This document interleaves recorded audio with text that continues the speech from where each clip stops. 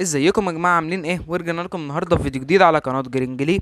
والنهارده رجعنا لكم بفيديو سريع كده هنجرب فيه المنتجين دول من سبيروس باتس وده. وانا نازل في السوبر ماركت لقيت منتجين غريبين كده في ازاز، فببص عليهم لقيتهم من شركه سبيروس باتس. فجبت المنتجين، واحد بالجوافه وواحد بالمانجو زي ما انتم شايفين كده بالظبط. ماشي يا جماعه.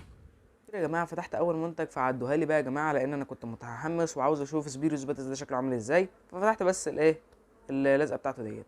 فيلا بينا نشوف هيبقى شكله عامل ازاي.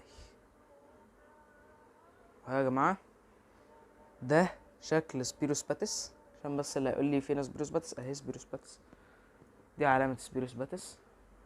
فيلا بينا ندوق الطعم اللي بالجوافه. يلا بينا.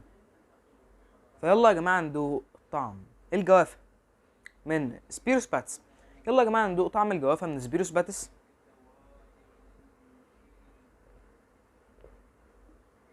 شركة سبيروس باتس شابوه شابوه يعني يا جماعة، حاجة جميلة جدا من سبيروس باتس. طعم الجوافة باين قوي، والطعم مركز وجميل، وكل حاجة فيه مظبوطة، كل حاجة فيه مظبوطة حرفيا.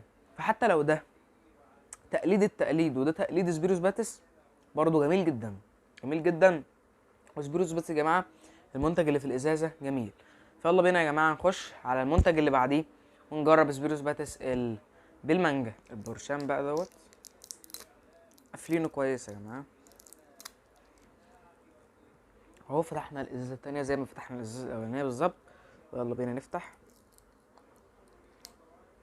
سبيروس باتس طعم المانجو زي ما انتم شايفين قدام مانجو. يلا بينا.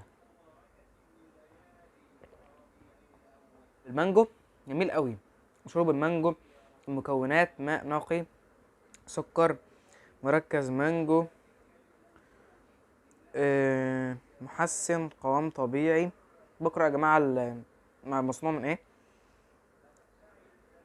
انتاج شركة جوسي جولد. جوسي جولد يعني ده من شركة جوسي جولد يا جماعة، مكتوب عليه سبيروس باتس بس هو ايه، من انتاج شركة جوسي جولد.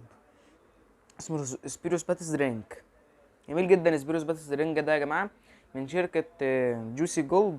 جميل قوي، جميل، حاجة جميلة. وعارف يا جماعة طعمه عامل ازاي؟ عامل شبه جامد. هحط لك صورته، نفس طعمه بالظبط، نفس الطعم بالملي. وده كان ريفيو سريع عن منتجين نزلوا جداد من سبيروس باتس. ما تنسوش تحطوا لايك، ونشوفكم في فيديوهات جديده باذن الله. نسيبكم مع لقطات من فيديو فات. يلا شوفوا. او كمان هنفتح الطماطم التانية. يلا بينا نفتح.